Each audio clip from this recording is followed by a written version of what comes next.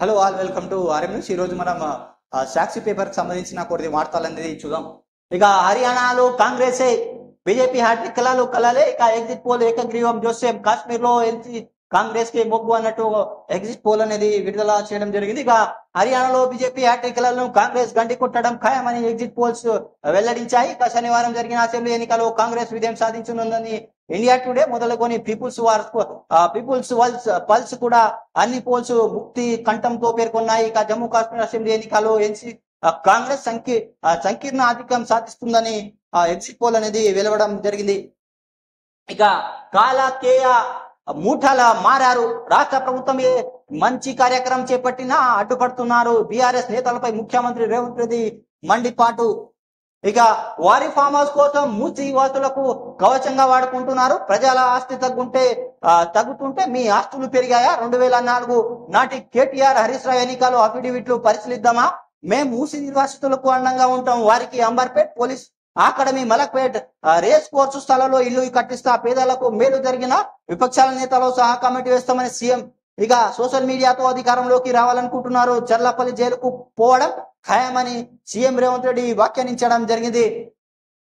ఇక రాష్ట్ర ప్రభుత్వం ప్రజలకు మంచి చేసేందుకు ఏ కార్యక్రమం చేపట్టినా కొందరు కాలకేయులు మూటల అడ్డుపడుతున్నారని ముఖ్యమంత్రి రేవంత్ రెడ్డి మండిపడ్డారు.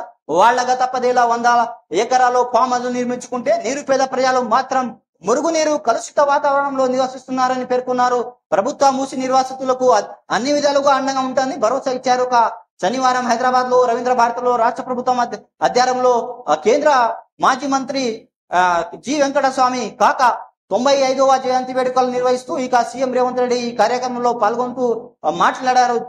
వివరాలు ఈయన మాటల్లోని ప్రజాప్రభుత్వం నిరుపేదలకు అండంగా ఉంటుంది తప్ప అన్యాయం చేయబోమని కొందరు వ్యక్తులు తమ ఫామ్ హౌస్లు రక్షించుకోవడం కోసం మూసి నిర్వాసితులకు ఒక రక్షణ కవచంగా వాడుకుంటున్నారని వారి కుట్రలను అర్థం చేసుకోవాలి. మూసి నిర్వాసితులకు ప్రభుత్వం అనాథాలకు చేయదు. వారి ప్రత్యామ్నాయం ఏర్పాటు చేసిన బాధ్యత ప్రభుత్వానిదే. మూసి రివర్ బఫర్ జోన్ లో ఉన్న పేరు నిరుపేదలకు ప్రభుత్వం అందుకుంటుంది. ఇక పేదలకు మేలు చేసే విషయంలో విపక్ష నేతలతో సహా ఒక కమిటీ వేస్తాం. పేదలకు మేలు జరిగిన తగు సూచనలు చేయాలి. బీజేపీ ఎంపీ ఈటెల రాజేందర్, మాజీ మంత్రి కేటీఆర్, హరీష్ రావు సచివాలయానికి రావాలి.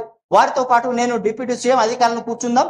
మూసి ప్రక్షాళనపై చర్చిద్దాం. ప్రజలకు ఇల్లు ఇస్తే మేలు జరుగుతుందా లేక డబ్బులు ఇస్తే మేలు జరుగుతుందా అనే దానిపై చర్చిద్దాం అన్నట్టు సీఎం రేవంత్ రెడ్డి ప్రతిపక్షాలకు సవాల్ అనేది విసరడం జరిగింది. ఇక హైడ్రాకు చట్టబద్ధత ఆర్డినెన్స్ ఆమోదం తెలిపిన గవర్నర్. ఇక జిహెచ్ఎంసీ చట్టానికి సవరణలో ప్రతి ఒక్క అధికారులు ఆ చట్టంలో 374 సవరిస్తూ 374 బిను ఏర్పాటు. ఇక కార్పొరేషన్ కమిషన్ పై ప్రభుత్వానికి పూర్తి అధికారం. తక్షణమే అమలులోకి కొత్త చట్టం. ఇక గెజిట్ నోటిఫికేషన్ విడుదల. వచ్చే అసెంబ్లీ సమావేశంలో ఆర్డినెన్స్ కు ఛాన్స్ ఆమోదం అన్నట్టు ఒక వార్త.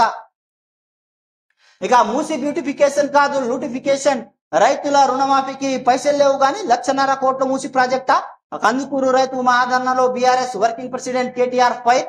ఇక ఇందిరమ్మ ఇల్లు ఇస్తామన్నారు, ఉన్నవా ఇల్లు కూలగొడుతున్నారు. కమిషన్ల కోసమే రీజనల్ రింగ్ రోడ్ అలైన్మెంట్ లో మార్పులు. నాపై అడ్డగోలుగా మాట్లాడిన ఒక్కరిని వదిలిపెట్టాను. క్రిమినల్ కేసుపై పరువు నష్టం దావా వేస్తానని కేటీఆర్ వెల్లడిగా. కందుకూరు రైతు ధర్నాలో మాట్లాడుతున్న కేటీఆర్, మాజీ మంత్రి కేటీఆర్.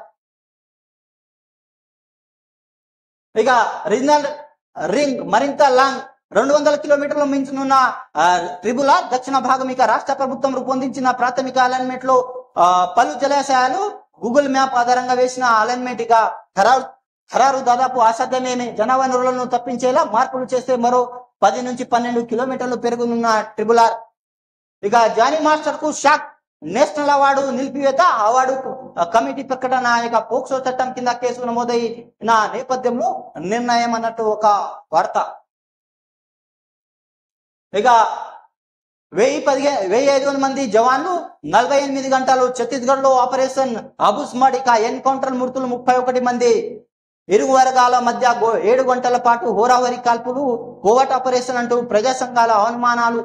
ఇక ఛత్తీస్గఢ్ రాష్ట్రంలో దంతేవాడ, నారాయణపూర్ జిల్లాలో సరిహద్దులో శుక్రవారం జరిగిన 5 కాల్పుల్లో 31 మంది మావోయిస్టులు మృతి చెందినట్లు బస్తర్ ఐజీ సుందర్ రాజ్ తెలిపారు. ఆయన శనివారం మీడియాతో మాట్లాడు మృతులు 18 మంది పురుషులు, 13 మంది మహిళలు ఉన్నారని, ఇప్పటికే 16 మంది మృతదేహాలు గుర్తించామని తెలిపారు. దండాకారణ్య స్పెషల్ జోన్ కమిటీ మెంబర్ నీతి అలయాస్ ఉర్మిళ డివిజనల్ కమిటీ సభ్యులు మడకం మీనా సురేష్ మరణించారని వెల్లడించారు పోలీస్.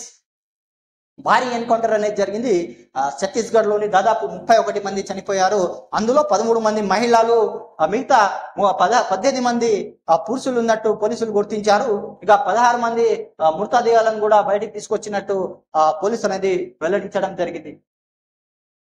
ఇది సాక్షి పేపర్ కి సంబంధించిన కొన్ని వార్తలు అనేది మనం ఈరోజు చూసినాం. Please subscribe, like, comment and share my channel. మీరు ఏదైనా సలహాలు కానీ సపోర్ట్ అనేది మీరు కామెంట్ ద్వారా తెలియజేయండి. Please support. Thanks for watching RM news.